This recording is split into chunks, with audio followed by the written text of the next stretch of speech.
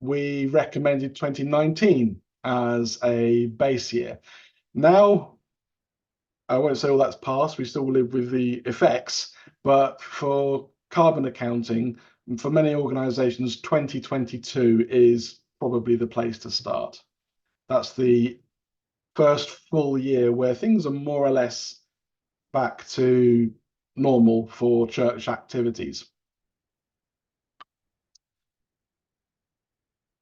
Within the context of doing your carbon footprint, you're going to come across the whole world of emissions factors. 360 Carbon uses emissions factors produced by the UK government, and they come in two forms. We have what we call direct emissions factors, where, for example, you have your minibus.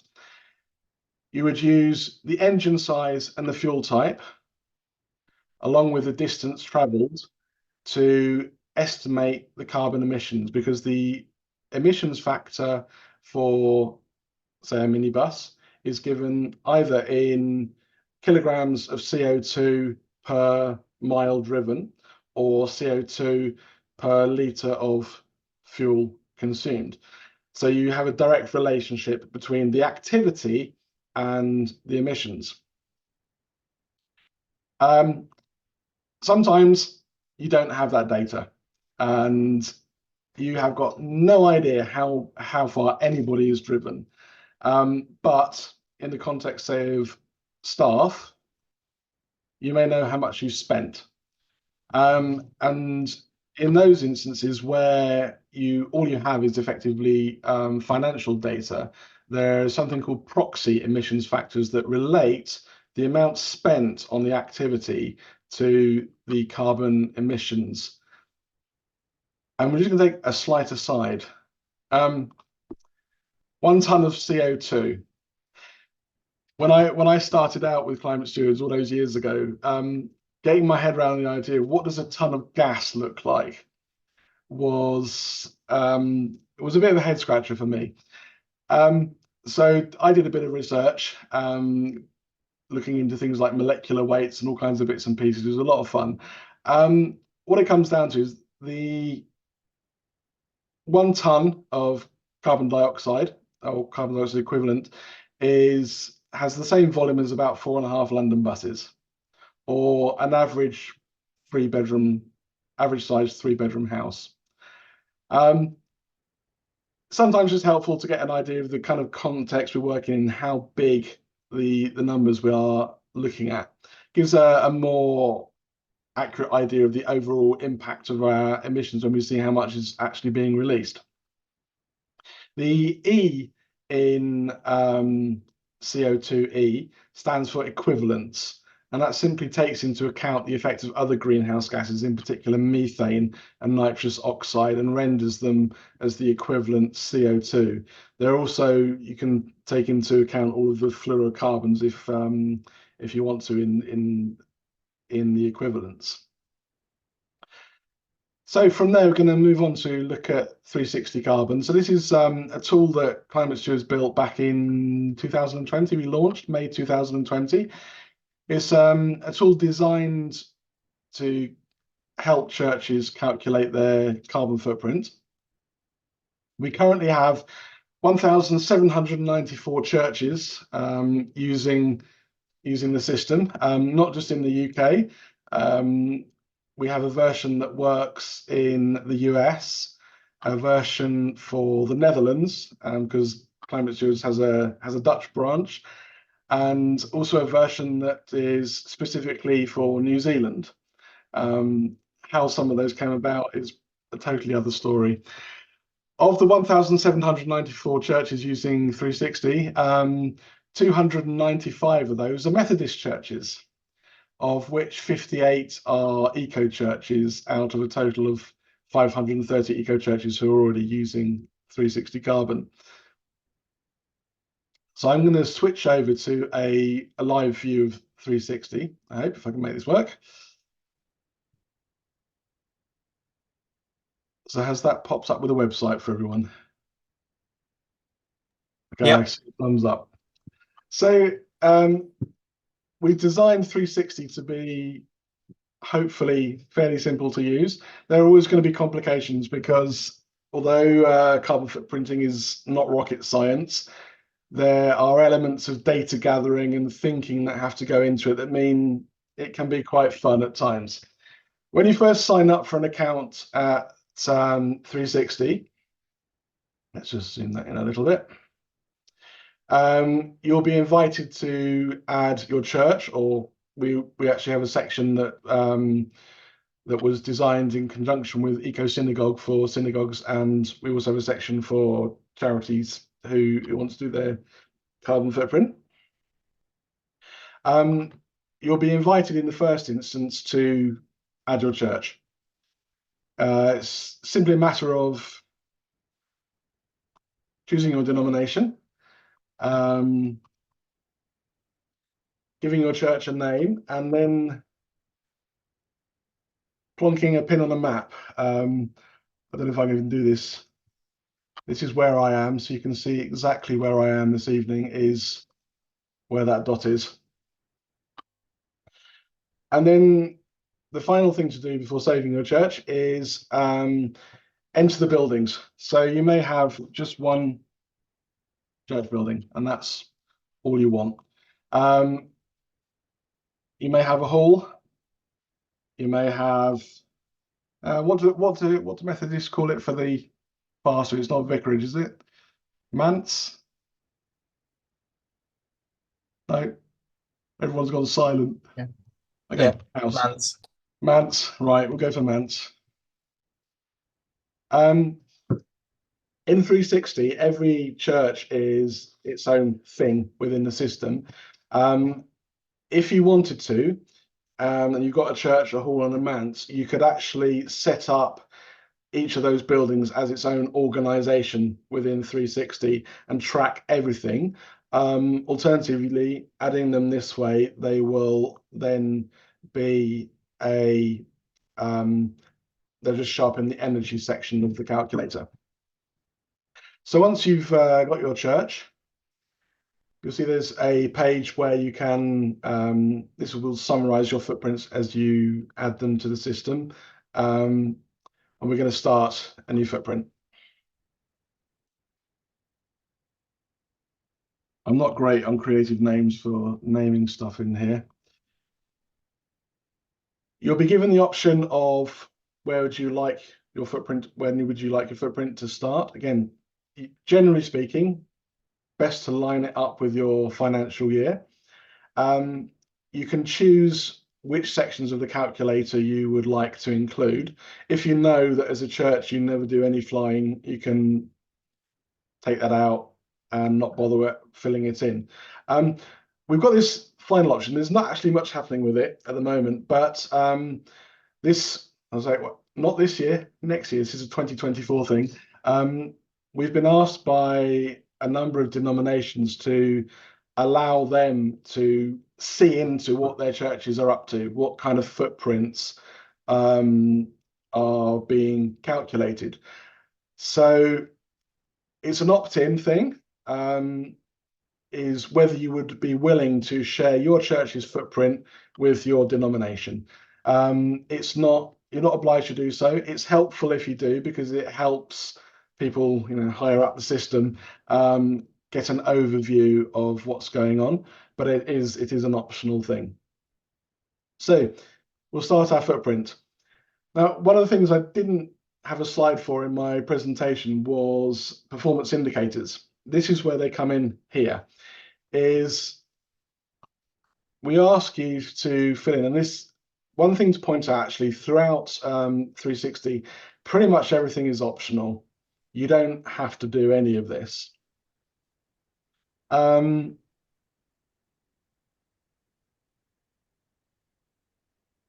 All of these numbers will go towards creating a performance indicator at the end of the whole process.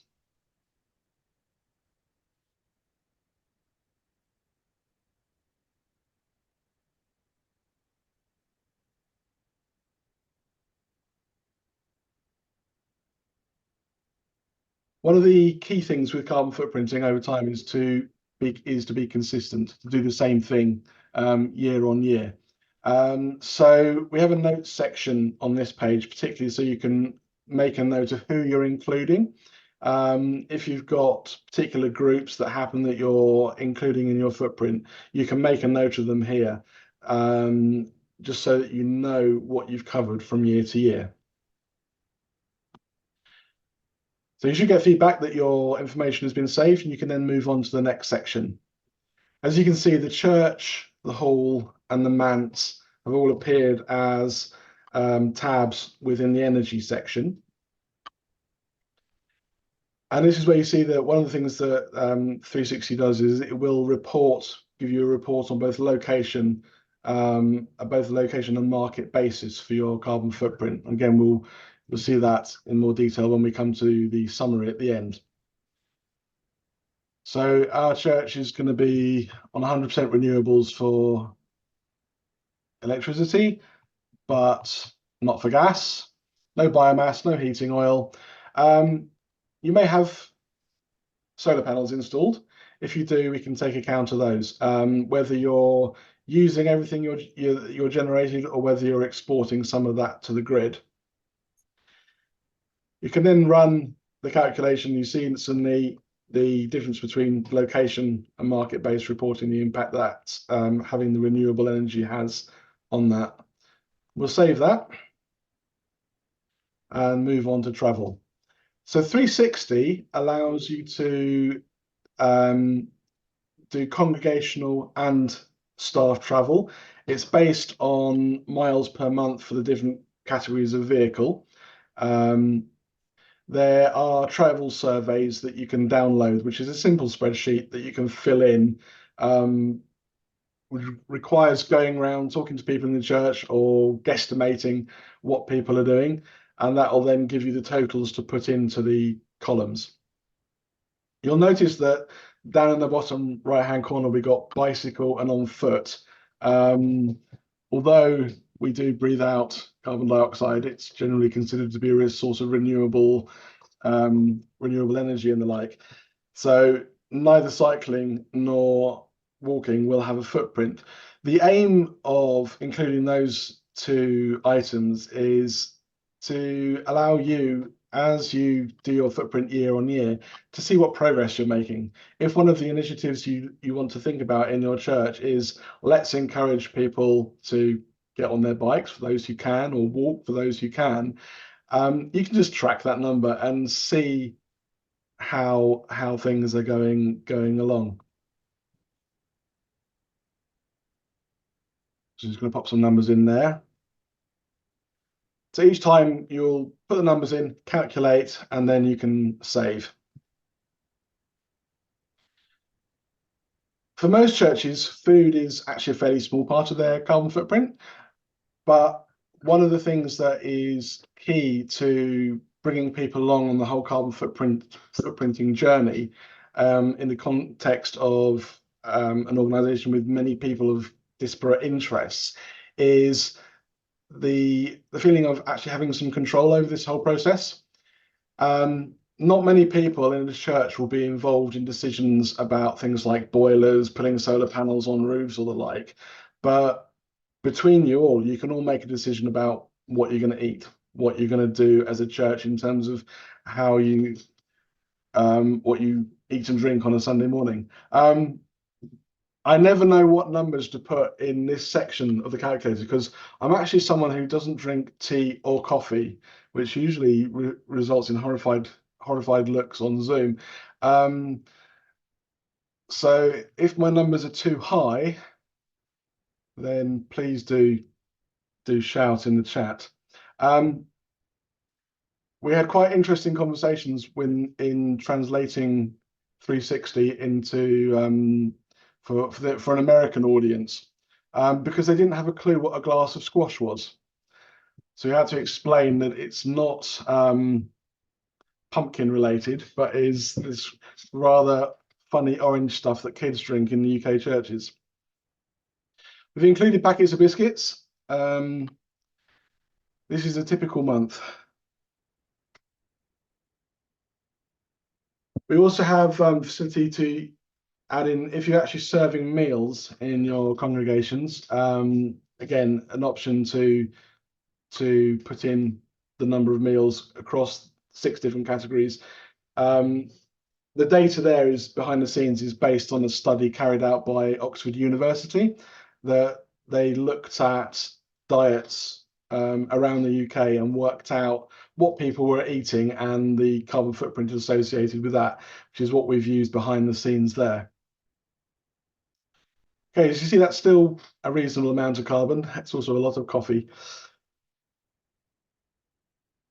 Expenditure is one of those categories we use where we use proxy emissions factors. The proxy emissions factors also come from UK government, from the I'm not sure which department it was. It used to be from DEFRA. I don't know who does it these days.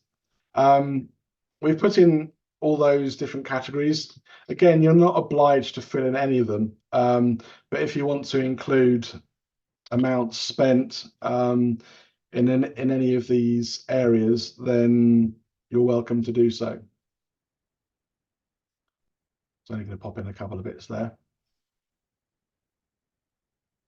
Throughout the calculator, you will notice that there are little question marks, which behind every question mark is a little explanation of what that particular item covers. There's also a built-in help system, which will give you information about just the general what that particular page is going on about. And also to say that there is a contact us thing, and all those emails come to me. So, and I'm always happy to talk with people about using 360, helping people along with that. Right, I've saved it. And then finally, the last section is waste and water, which again, for many churches, that is going to be quite small.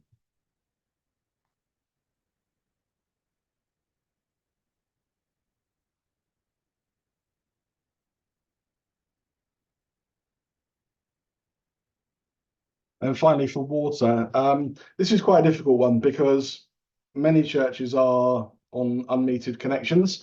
If you don't know exactly how much you're using, generally say for most medium-sized churches, it's around 200 meters cubed a year. And generally speaking, the water supplied and water going out, so wastewater, will be roughly the same, maybe down by 10% or so. So as you can see, the amount coming out from waste is quite small. And finally, that takes you through to a summary of your carbon footprint. It gives you a graph. On the right-hand side, you'll see the performance indicators based on the number of people who pass through the church's doors in any year and the number of hours that the building was used for.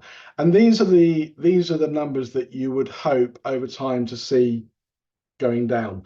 One of the best ways for a church to reduce its carbon footprint is to shut the doors and for everyone to go home and let's just give up on the whole thing. That isn't what anyone wants. It's not what we're looking for. So a church always has to understand its emissions within the context of its mission. What are you doing? What are you trying to achieve? What is the community that you are serving?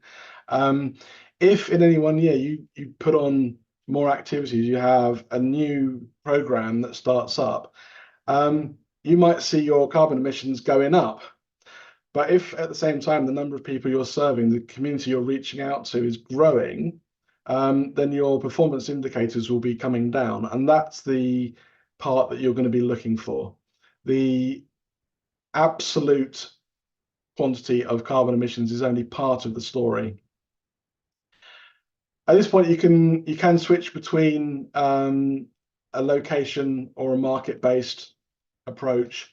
As you see, it only shows up on the energy section. Everything else stays as it is. And you can also dig in to the details of what's going on, including the emissions factor that's been used.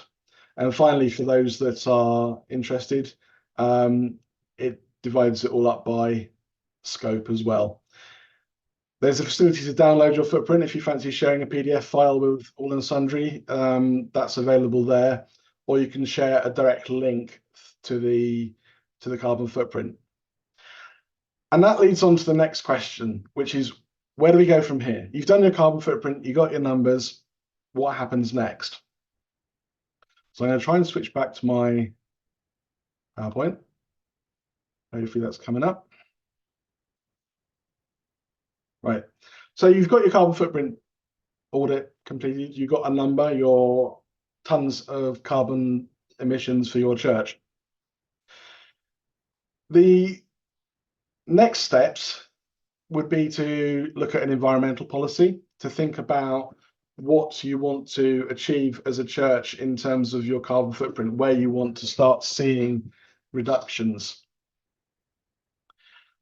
After that, one of the first steps that you might wish to take is an energy audit. We'll come to that in a moment because we've got a specific recommendation there for something for people to consider. You've then got to be keeping track of what's going on, monitoring your reductions and your carbon footprint year on year. After that, communication and advocacy. Slightly strange one, maybe. It's not a practical, this is how we reduce our carbon footprint. It's about talking about how we're reducing our carbon footprint. One of the things that we've seen over the last few years working with different organizations is people want to know what you're up to. And when they hear about the things that you're doing as a church, and they see the impact of that in the life of the church, they want to know more, and they'll want to follow in footsteps. We work, as I mentioned, we work with a number of Christian charities in the UK, and more of them are including carbon footprint auditing results in annual reports. If any of you follow the work of the Bible Society and read their annual report, they now have a couple of page spread on their carbon footprinting. That's work we've done with them since about 4 or 5 years now. I've been working with the Bible Society, and they've recently, in their 2022 carbon footprint, have also included the footprint of all the Bible printing and transporting that they do. And for those who are interested, they ship over 1 million, I think it's 1.5 million Bibles and books a year, with an average footprint per item of about 2 kilograms of CO2. But that's something they're communicating, they're telling people, and that gets other people interested in the whole world of carbon footprinting. And then finally, and possibly the most controversial, is offsetting. Going back a step, energy audits are or can be a really, really useful tool for a church to understand where there are issues, where their carbon footprint is coming from. We work quite closely with an organization called Inspired Efficiency, who have a whole team of energy auditors who will go out onto site and will walk around the church with you and look at heating, lighting, where there are things that can be done in the church to improve energy efficiency. The photos on the right hand side there come from an audit carried out in one of the churches in the Plymouth diocese that we worked with recently. And we ended up with a huge long report from the auditor with a whole pile of recommendations, some of which would be real easy quick wins for the church, things that they just hadn't either got around to doing, hadn't thought of, and some that would take a bit more effort. So some of those quick wins: turn stuff off, turn it off at the plug. Phantom power and just the consumption from devices and things being left on can or will add up. LED light bulbs. When we moved back from Belgium into the UK, when we finally moved into our own place, we decided to put in LED bulbs in the whole house. It was quite expensive, but now after 10 years being here, we've definitely seen the cost benefit of that, if not having taken much notice of the carbon saving. Another controversial one, turn down the thermostat. One of the interesting things that came out of working with the Bible Society, they turned down the office thermostat by 1 degree. So they have a big office in Swindon. They turned it down by 1 degree and saved 37 tons of carbon in a year. And I don't think anyone particularly noticed they turned it down. And then in the realms of travel, just doing less. When it comes into the question of longer term, travel comes up again. But some of the options longer term, these will, for churches, will require capital investment. Options like solar panels, any kind of heat pump. That's a domestic one. Finding pictures of ones on churches is quite difficult. That's where the advantage of an energy audit comes in, because they will tell you whether it's actually worth putting a heat pump on your church. They're not a given. They don't work everywhere. They don't work for every application, but there's something that's often sold as, yes, this will solve all your problems. An energy audit will tell you if it's actually worth having a heat pump. And then there are a number of churches looking at things like installing chargers for electric cars. Now that's going to potentially put up their energy bill and their energy emissions, but can have a wider impact in the community. And then, last of all, we come to offsetting. So I meant John and I talked about this a little earlier. One of the things I said is that if you're going to talk about offsetting, you have to talk about the failures and the risks. I don't know how many of you will have seen over the last few months, and in particular, The Guardian has done a series of articles about carbon offsetting. The main thing being that carbon offsetting, with the big carbon offsetting schemes, particularly those based on avoided deforestation, the conclusion is the majority of offset projects that have sold the most carbon credits are likely junk. There are also claims that carbon offsetting is a form of greenwashing. So there are very, very legitimate concerns with carbon offsetting. It's been compared with papal indulgences. It's a means of avoiding responsibility for actually reducing emissions because you just do the offsetting. One of the things that we've always said at Climate Stewards is you start with the reductions.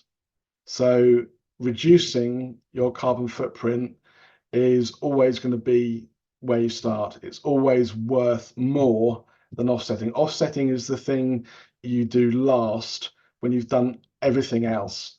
And one of the considerations that's come up for churches, particularly those churches that have set 2030 net zero targets, is, well, at what point do we offset?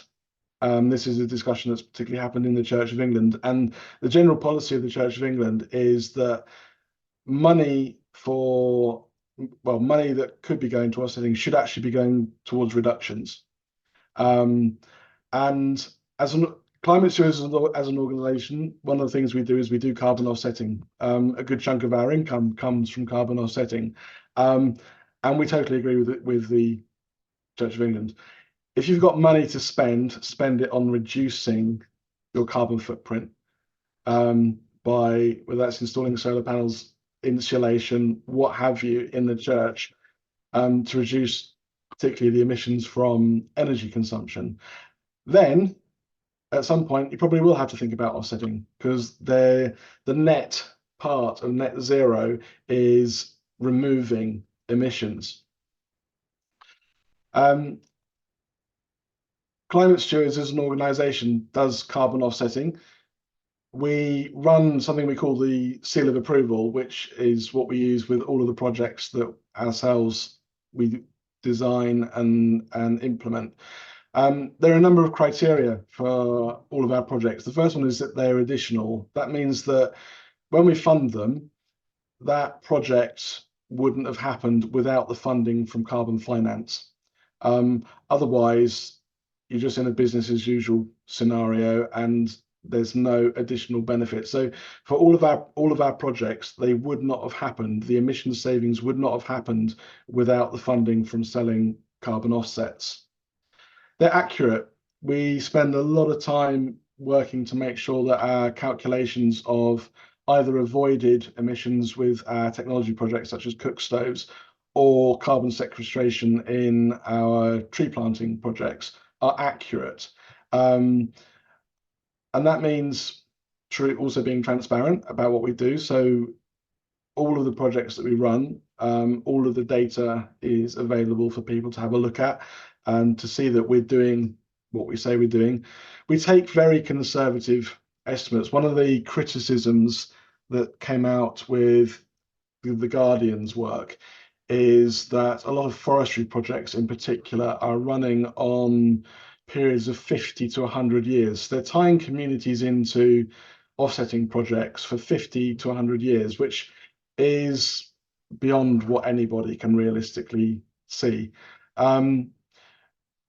It means you get a lot of carbon, at least in theory, but to expect a community to actually keep that going for that amount of time is verging on impossible. So climate steward forestry projects run 15 years. It means our projects look kind of tiny and a bit naff because they're quite small. But that's what we hope is that the communities that we work with can imagine the 10 to 15 year lifespan that we're looking at.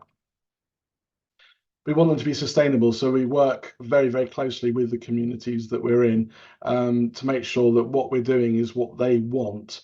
So we're not driving it from here, we're responding to the needs of the community. And then we also try and look beyond just the carbon offsetting to actually improving things for the communities that we work with. And we've got a number of projects. This is just a handful of them.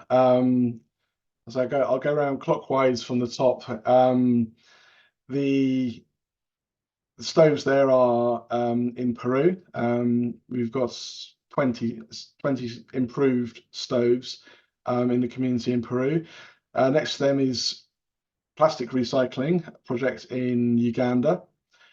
Then followed that is again improved cook stoves in Nepal, where the emission savings comes effectively from the reduced cutting down of trees and use of charcoal. And then the rest of our projects are tree planting. So the gentleman standing amongst the trees there is in Kenya. No, he's not. Sorry, he's in Ghana. Then we have tree planting in Tanzania and finally in Kenya. So before we have a break, the last thing to look at is stakeholders. I mentioned this a few moments ago. How do we get everyone to come along on this journey? People will have different opinions about the whole thing of carbon footprinting, and perhaps even more so once you get into how are we going to reduce our carbon footprint and even the question of offsetting. Some people are going to be skeptical. They're not going to be quite, what's it all about? Some people will love it and you'll have absolutely no problem. Some people will be hostile. In talking across many different organizations, many different denominations, different people, some people are outright hostile to the concept of carbon footprinting and everything that follows. And some people just find it really, really boring. It's just of no interest. There's a lot going on.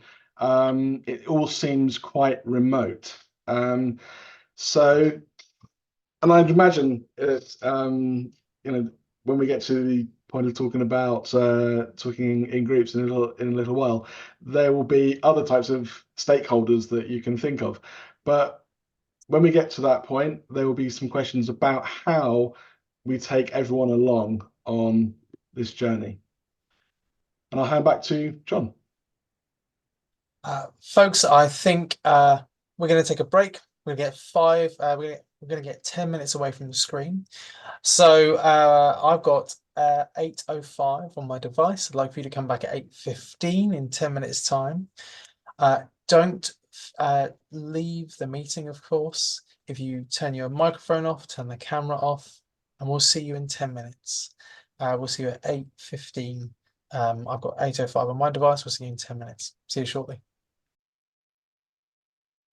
It's that time, folks, so do bring your evening cup of tea, hot chocolate, or something stronger back. We'll hand back over to John and Adrian as we carry on. I hope, can you just hear one of me now? Okay. Thanks, folks, for coming back. I think this time we will have one session and we have a series of questions that Adrian has put together, and you hopefully each group can look at these questions and decide really where you are on this particular journey. Adrian, do you want to describe your questions to people? Yeah, certainly. So as we've considered sort of the practical aspects of carbon footprinting and what follows, but as mentioned in the final slide of the presentation, I think one of the keys is bringing everyone along on the journey. This is a human question, a human thing. So we've got 4 questions for you to think about in the groups. The first would be, where is your church at on the subject of carbon footprinting? So to be thinking about the stakeholders, which is a rather corporate term, but quite useful in some ways. Who do you have in your church? What would they be thinking about? What are the levels of interest in carbon footprinting in your church? The second question then is, how are you engaging your church on the subject of carbon footprinting? As I mentioned earlier, there's a fair few Methodist churches that are already signed up for Arosha's Eco Church program.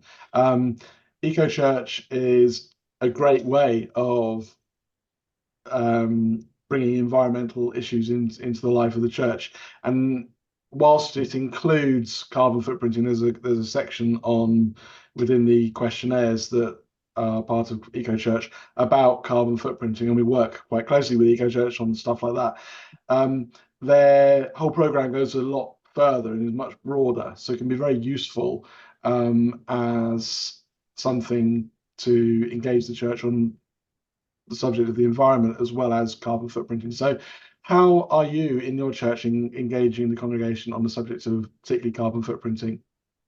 Then what are some of the issues and questions that are stopping people or putting them off looking at doing the carbon footprint of the church or your church? So what are the kinds of questions that people are coming up with? What issues do they see with doing carbon footprint in the church?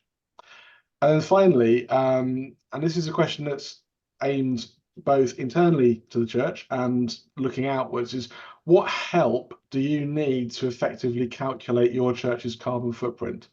When I mention internal support, I'm thinking of people within the church, support from at the district and circuit level, and then externally, organisations such as Climate Stewards, Arosha, and others. So what support would you like in getting your church on board with carbon footprinting?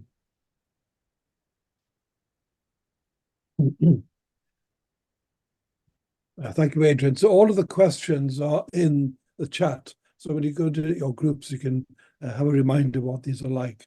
It's 8:20 now, and suggest that we have groups of out for about 20 minutes maximum, and then have some time for feedback that people can offer then.